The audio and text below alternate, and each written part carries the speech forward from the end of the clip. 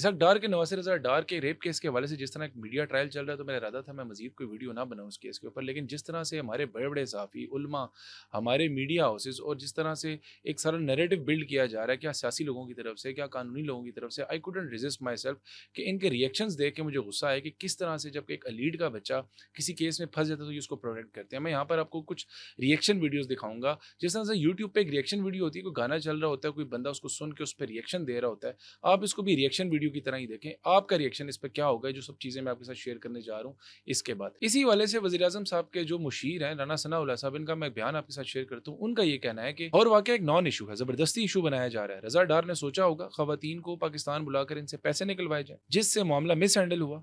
Case को जानबूझकर इसहाक डार तक लाने की कोशिश हो रही है। यानी अब पहले ये अंदाज़ा लगाएँ कि इनके लिए नॉन इश्यू है। एक लड़की का असॉल्ट इनके लिए नॉन इश्यू, सॉरी 2 लड़कियों का सेक्सुअल असॉल्ट, अब्यूज़, उनके साथ ब्रूटल रेप, ये सब चीज़ें इनके लिए नॉन इश्यू है। अबडक्शन इनके लिए नॉन इश्यू है। उन लड़कियों को गन पॉइंट पर उनके ऑर्गन्स निकाल कर भेज देने वाली धमकियाँ इनके लिए नॉन इश्यू है। इनके लिए ये सब चीज़ें नॉन इश्यू, और फिर इसको कहा जा रहा है कि ज़बरदस्ती इसहाक डार से जोड़ा जा रहा है। सर क्यों ना जोड़ा जाए? वो उनका नवासा है। अब वही राना सनाउल्लाह ने जिन्होंने एक बयान जारी किया था जब मदीना मस्जिद में कुछ लोगों ने हुल्लड़बाज़ी की थी जो नहीं होनी चाहिए थी, मरियम औरंगज़ेब के साथ नारेबाज़ी की थी। तो आपका बयान कुछ ये जारी हुआ था कि मस्जिद नबवी में नारेबाज़ी, इमरान खान को भी गिरफ्तार किया जा सकता है, वफाकी वज़ीर दाखिला राना सनाउल्लाह। यानी जब कुछ लोग बाहर मुल्क बैठकर कुछ इस तरह की हुल्लड़बाज़ी करेंगे, तो उसके लिए आप यहाँ पर मौजूद एक पार्टी के लीडर को गिरफ्तार करने की धमकियाँ देंगे। यहाँ पर जब डायरेक्टली एक नायब वज़ीर-ए-आज़म का नवासा शामिल है इतने बड़े सेक्सुअल असॉल्ट केस में, वो आपके लिए नॉन इश्यू है। इससे मज़ीद आगे बढ़ते हैं तो गवर्नर सिंह जो नून लीग के हैं इस वक्त, निहाल हाशमी साहब, उनसे आज सहाफ़ी ने कराची में सवाल किया कि जो कुछ हुआ है इस सारे केस में क्या इसहाक डार को अकाउंटेबल नहीं ठहराना चाहिए? तो आगे से उनका कुछ ये बयान था। आपको सब्जेक्टिव होना चाहिए। आप कौन सी बीट को सपोर्ट करते हैं? ये कॉमर्स करता हूँ, नादरा भी करता हूँ, सीनियर रिपोर्टर। तो कॉमर्स और नादरा में कहीं एफआईआर आ रहा है तो be at your bit. Thank you. आप बी एट यानी सिर्फ इसलिए कि एक सहाफ़ी इन्वेस्टिगेटिव रिपोर्टर नहीं है तो वो अपनी बीट से बाहर एक सवाल नहीं कर सकता। क्यों? क्योंकि इनके पास जवाब नहीं है। ये वही निहाल हाशमी है जो आज से 2 दिन पहले एक यूनिवर्सिटी की तकरीब में, जो ग्रेजुएशन की तकरीब होती है, उसमें कुछ ये बयान दे रहे थे। जो मुझे शादी में बुलाएंगी वो हाथ उठाएं। इधर से भी उठ गया, इधर वाले कंजूस हैं। जोर से बोलो, बुलाओगी ना? बुलाएंगी? वाह, अल्लाह आपके घरों को आबाद रखे, सलामत रखे, खुश रखे। मगर वो जब बात कर रहे थे शादी की तो मुझे एक कहानी याद आ गई कि शादी तो हो जाएगी, फिर सास बहू की कहानी ना।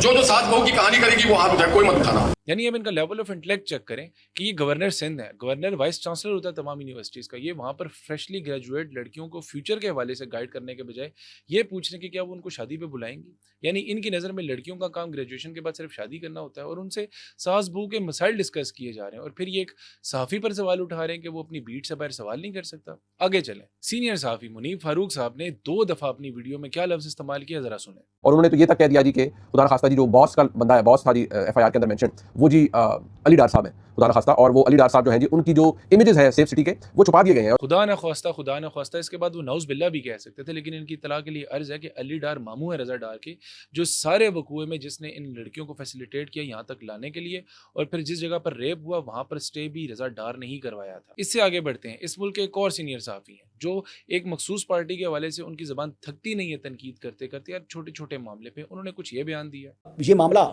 जिनसी ज़्यादती का होता तो आप यकीन करें कि मैं किसी भी यानी तरीके से इस रज़ा डार की या किसी और की जो मैंने हमायत या इनके लिए सॉफ्ट कॉर्नर नहीं रखना था, बल्कि मैं तो ये कह रहा था कि सीसीडी हरकत में क्यों नहीं आ रही। एफआईआर मुकम्मल सच नहीं है, ये ज़्यादती वाली बातें जो है वो सच नहीं है। थप्पड़ थप्पड़ जो मारने वाली बात है ये सच हो सकती है अगर जिनसी ज़्यादती का होता, यानी इन्होंने शायद एफआईआर नहीं पढ़ी। एफआईआर तो क्या पढ़नी, इनको ये भी नहीं पता कि डीएनए की रिपोर्ट्स आ चुकी हैं जिसमें ये साबित हो चुका है कि उन लोगों में 3 शख्स जो थे वो जिनसी ज़्यादती में शामिल थे। डीएनए मैच हो गया।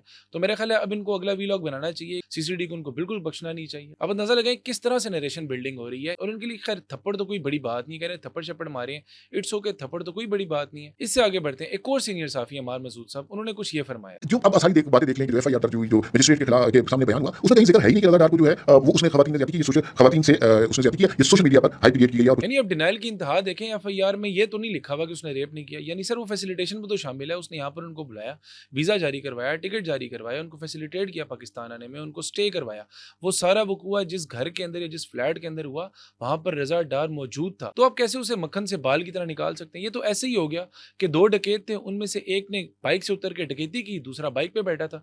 चूंकि जो बाइक पे बैठा हुआ था उसने किसी से छीना झपटी नहीं की, इसलिए वो बेकसूर है। मजीद आगे बढ़ते हैं। इस फहरिस्त में एक बड़े आलिम भी हैं जिनका काम हर हुकूमत में बैठकर हुकूमत के हक में फतवे जारी करना होता है।